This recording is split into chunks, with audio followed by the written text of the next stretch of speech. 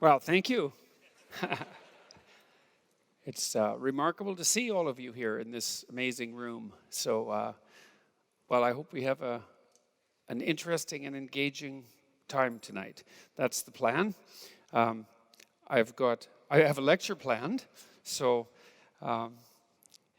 it's got a strange title. It's not that exciting, really. The first part of it is the socialization of the value hierarchy. And the second is, and the estimation of the magnitude of error. It's like, you wouldn't think you'd come and sit in here to listen to that talk, really, would you? I'm not sure I would, but it is interesting. It's a very, very interesting problem. And here's part of what the problem is, the part of the problem I'm trying to solve. Part of it is, how is your emotional stability tied up with your social identity? That's a really important question. And I think it might be the central question that I've been pursuing as long as I've been able to think intellectually. That might be the problem that I've been pursuing, because one of the things I've been interested in is, why is it that people are so committed to their group identity, let's say, or their group beliefs, that they will, let's say, go to war to protect them, or to spread them, or that they will commit atrocities, hypothetically, in defense of them. So it's a very interesting problem, because people, when people think about the motivation for war, for example, they often attribute it to economic causes, and that just never struck me as plausible. Sometimes it's plausible, but it's not a deep solution as far as I'm concerned. It's more psychological. It's our beliefs are important to us. And what does it mean? Well, there's a lot of questions there. What do you mean by belief? Exactly. Physicists generally don't go to war over their belief in one physical theory over another, so it can't be just as simple as belief. It has to be more complicated than that. And people are committed to their beliefs too, and it isn't obvious what commitment means. And so those are the things that I've been trying to unpack. What does it mean to have a belief? And what does it mean? Why is it important to you? Why is it crucial to you? There's something associated deeply. There's a deep association between belief and value. And so then that brings up another question. What exactly do you mean by value? So that's three hard questions. And so that's part of it. And then, so that's the value hierarchy question, part of it. And then the error magnitude problem is, let's say you go to a party and you tell a joke, and you think it's a pretty funny joke. And you tell your joke, and no one laughs. And in fact, they look at you like you're rather odd. And then the question is, well, how should you respond to that? Like, what exactly does that indicate about you? I mean, does it indicate a minor flaw in an otherwise stellar personality? Because that's a possibility. Or does it mean that, like, you're a creep? Right? And maybe right down to the core. And you could even think the less that you think that it means that you're a creep, the more likely it is that you are one. So, but it's very hard to estimate the magnitude of an error. We have, how upset should you get when something that you don't want to happen happens? And it's very, very hard to figure that out. If you wake up in the morning and you have a pain, say, in your side, or you're not feeling particularly well, it's like, well, how upset should you get about that? And one answer is, well, like, maybe you're going to die in 3 months, maybe that's the beginning of pancreatic cancer and that's the end of you. And so maybe you should just be terrified into paralysis when you have a pain that you can't explain. Or maybe you should just brush it off and think, well, I'll get up and do what I usually do, and it's probably nothing. And sometimes you're right with the it's probably nothing approach, and sometimes if you don't go to the physician right away because you have some relatively trivial pain, then you're dead. And so this problem of estimating magnitude of error, importance of error, it's unbelievably difficult problem. And so I want to address both of those problems at the same time tonight. So that's the plan. So we'll see how that goes. So, and then I want to weave in there one more thing, which is this relationship between your own psychological structure, whatever that happens to be, your own value hierarchy, because there's a very tight relationship between your value hierarchy and your psychological structure, which is why hierarchies, by the way, are necessary, which is part of the point I was trying to make, say, in Rule 1 in 12 Rules for Life when I talked about hierarchies. There's no getting away from hierarchies. Because a hierarchy is a structure that tells you that one thing takes precedence over another, that one thing is more important than another, right? And if everything is of equal import, then nothing is more important than anything else, by definition. And then, well, what should you do? And the answer is, well, you can't tell, because nothing is any more important than anything else. And the definition of important, fundamentally, is something like that which you should do first. You know, that constitutes importance. That's also something that's relevant, I would say, too, because a lot of the way that we look at the world is as a place to. We look at the world as a place in which to act, and we make a lot of judgments about the nature of the world in terms of how we should structure our action. In fact, the theory that I am putting forth in general is a theory that's predicated on the notion that the essential way that we look at the world is as if it's a forum of action, like a dramatic forum, like a story. That's a good way of thinking about it, that we really do view ourselves and our place in the world as a story that's set in a narrative landscape. And you know, you might argue that that's not the case. You could say, well, that viewpoint, for example, has been superseded by a scientific viewpoint, but it isn't obvious to me that that's the case. And it certainly isn't. It's certainly not the case that we act that way. And it's certainly not the case that we structure our political systems that way. And it's certainly not the case that we treat each other that way, or that we think that way, or that we react emotionally that way. And so that's a lot. And, you know, it's also the case that the other thing that's worth thinking about in this regard is, you know, we've only been thinking about the world as an objective place for 500 years, something like that. I mean, maybe you could chase it back to the ancient Greeks and go back 2,000 years, but whatever. From a historical perspective, 500 years or 200 years is the same amount of time, and it's a tiny fraction of the amount of time that living creatures that were approximately like us have been around. So we got along fine without thinking about the world as an objective place for a very, very long time. We survived, and here we are. It doesn't mean it's a bad idea, but it does imply that there are other ways of looking at the world that are highly functional and that have been conserved for let's say, for evolutionary reasons. And so, you know, if you make the case, which you might, that what you evolve to match is reality, at least you match it well enough so that reality doesn't kill you, which is more or less the definition of evolution. If you evolve to match reality in some sense, and the manner in which you evolve predisposes you to view the world as if it's a narrative of sorts, then possibly the world is a narrative of sorts, at least insofar as it concerns you. Now, what that means metaphysically, I don't know, but that's okay, because who knows anything metaphysically, virtually by definition. What's metaphysical is beyond what you know. You can speculate, but and so, you know, I would speculate that there is something narrative about the structure of the world, but it doesn't matter.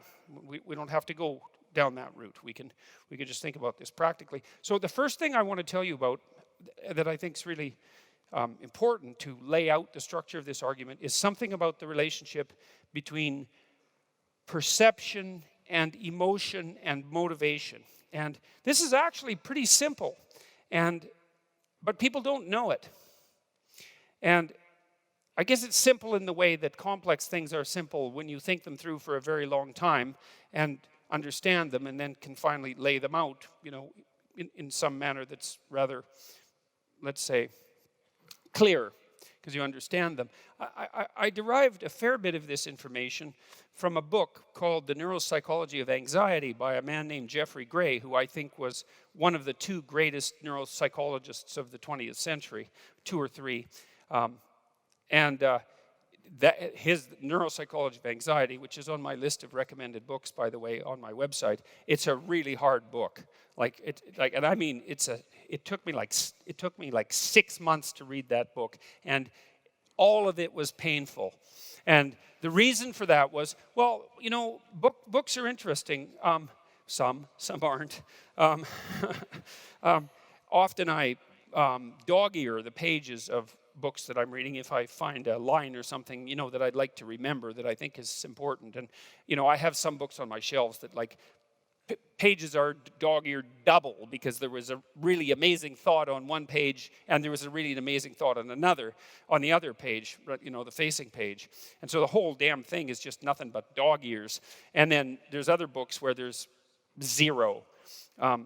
When I read Nietzsche, for example, there was lots of dog ears on Beyond Good and Evil, which is a great book. And Nietzsche actually, he came up with the most arrogant statement anybody ever made about himself as an author, which is really quite impressive. To come up with the most arrogant statement, that's really something. And he was great at coming up with one-liners, philosophical one-liners. He said, I can write in a sentence what it takes other people a book to write. And then he said, that they can't even write in a book.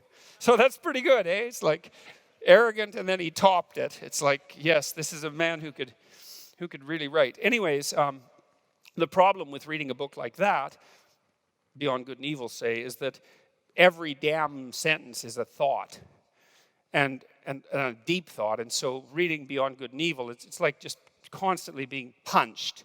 I mean, partly you're punched because you read part of it and you don't know what the hell he says, and so then you're stupid, and so that's a punch. And then now and then you stumble across something you understand, and it's like, it's hard on you. He said he philosophized with a hammer, that he was breaking things apart, and there's no doubt about that. So now and then you run across something you understand, and then that breaks you apart because you understand it, and it takes a long time to go through the book because you have to think about it, and God, that's not good. Thinking about things, Well, it isn't, because, when you think about, you already know everything in some sense, You've got a map that covers the whole world, which is sort of why you can function. And so as long as everything's going fine, you don't really have to adjust your map, and you don't have to think. But then if you come across something that makes you think, then what that means is that part of the way you were thinking was wrong. And so when you think something, when you're forced to, then some little part of what you were, your map, the way you represent the world, it has to die because it was wrong. And then it has to be replaced by this new thing. And God only knows how much of what it was that was there has to die. That's part of the magnitude of error problem. And so people don't like to think. And so it's hard to read difficult books like Beyond Good and Evil because you're just forced to think, and it's just exhausting. You wish that he would just go away, which is why they're trying to not teach difficult books in universities anymore, so that people don't have to undergo the difficult process of actually having to think and transform themselves. Anyways, I read Jeffrey Gray's book, The Neuropsychology of Anxiety, and it was like that. He was something, man. Student of a psychologist named Hans Eysenck, who was the most cited psychologist in the 20th century, and really quite a good psychologist. He laid a lot of the groundwork for modern theories of temperament and personality. They've been modified since his work, but he got extroversion right. He was the first person to really identify extroversion in a manner that could be measured. Carl Jung actually invented the notion, but Eysenck figured out how to measure it, which is a big deal. And he also noted that there was another important personality dimension, neuroticism, which is the tendency towards negative emotion. And he got that right too, because that actually happened to be the case, and he figured out how to measure it. And so Eysenck was the first person who really established conceptually the fact that we have two fundamental emotional systems, one positive and one negative, that they're not opposites exactly. They're actually separate biological systems. So some people can be extroverted, which means they're quite happy and assertive. They smile a lot, they laugh a lot, they tell a lot of jokes, they like to party. They always like to be around people. That's an extroverted person. And they can also be unhappy, worried, anxious, depressed, frustrated, disappointed. I mean, living with someone like that's quite a trip because they're just all over the place. But, but there are people like that because you can be high in negative emotion and you can be high in positive emotion or low in both or whatever. And it's useful to know that. It's useful to know that about your partner and about the people around you. And if you are interested in this sort of thing, by the way, I have a personality test online at understandmyself.com, and you can go there, and it takes you about 15 minutes, and it gives you 5 dimensions of personality: extroversion, neuroticism, that's positive and negative emotion; agreeableness, which is it's probably the maternal instinct dimension, but at least it's the variance between compassion and competitive aggression. It's something like that, and that looks like a continuum. And there's another dimension, which is trait conscientiousness, which is integrity and dutifulness, orderliness, industriousness.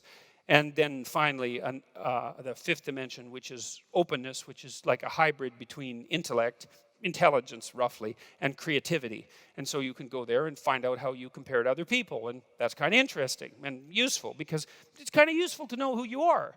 And to know that that's actually who you are, that you have a nature. And some of that stuff's movable, but it's not as movable as you think. And the farther you want to move it, the harder it is to move. Like, you can take an introvert.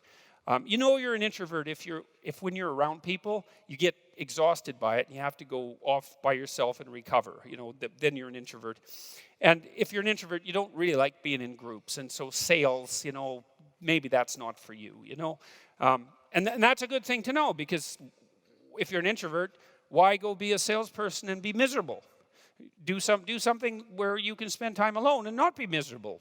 That's better. You might as well match your occupation to your temperament rather than the other way around. Now, you can take an introvert.